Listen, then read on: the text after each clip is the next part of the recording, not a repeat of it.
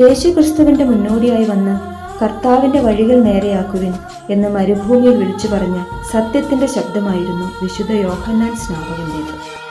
അദ്ദേഹത്തിന്റെ രക്തസാക്ഷിത്വം ഓഗസ്റ്റ് 29-നാണ് ആചരിക്കപ്പെടുന്നതെങ്കിലും ജനുവരി 7 വിശുദ്ധ യോഹന്നാൻ മംദാനയുടെ സ്മരണയായി ആചരിക്കുന്നു.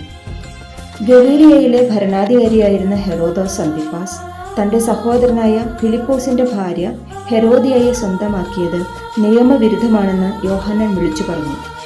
രാജാവിനെ ഭയപ്പെടാതെ സത്യം തുറന്നു പറഞ്ഞ സ്നാപകനെ ഹെറോദോസ് തടവിലാക്കി. എന്നാൽ ഹെരോദിയയ്ക്ക് അദ്ദേഹത്തോട് തീരാത്ത പകയായിരുന്നു. ഹെറോദോസിന്റെ ജന്മദിനാഘോഷ വേളയിൽ ഹെരോദിയയുടെ മകൾ സലൂമി അതിഥികൾക്ക് മുൻപിൽ നൃത്തം ചെയ്തു. സന്തുഷ്ടനായ രാജാവ് അവൾ ചോദിക്കുന്നതെന്തും നൽകാമെന്ന് വാഗ്ദാനം ചെയ്തു. അമ്മയുടെ ഉപദേശപ്രകാരം അവൾ ചോദിച്ചത് യോഹന്നാൻ സ്നാപകന്റെ ശിരസ് ഒരു തളികയിൽ വെച്ച് നൽകണമെന്നായിരുന്നു. രാജാവ് ദുഃഖിതനായെങ്കിലും തന്റെ അതിഥികളുടെ മുമ്പിൽ വാഗ്ദാനം ലംഘിക്കാൻ കഴിയാതെ അദ്ദേഹം സ്നാപകനെ ശിരച്ഛേദം ചെയ്യാൻ ഉത്തരവിട്ടു. അങ്ങനെ സത്യത്തിനു വേണ്ടി നിലകൊണ്ട ആ മഹാപ്രവാചകൻ രക്തസാക്ഷിത്വം വരിച്ചു. യോഹന്നാൻ സ്നാപകന്റെ മരണം വെറുമൊരു കൊലപാതകമല്ല, മറിച്ച് അനീതിക്കെതിരെയുള്ള പോരാട്ടത്തിന്റെ വിജയമാണ്. അവൻ വളരുകയും ഞാൻ കുറയുകയും വേണം എന്ന യോഹന്നാന്റെ വാക്കുകൾ അദ്ദേഹത്തിന്റെ വിനയത്തെയും ക്രിസ്തുവിനോടുള്ള അചഞ്ചലമായ ഭക്തിയെയുമാണ് സൂചിപ്പിക്കുന്നത്.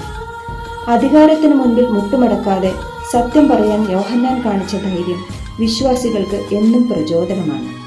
ക്രിസ്തുവിനായി ജീവൻ നൽകുന്നതിലൂടെ നിത്യമായ കിരീടം അദ്ദേഹം ചൂടി.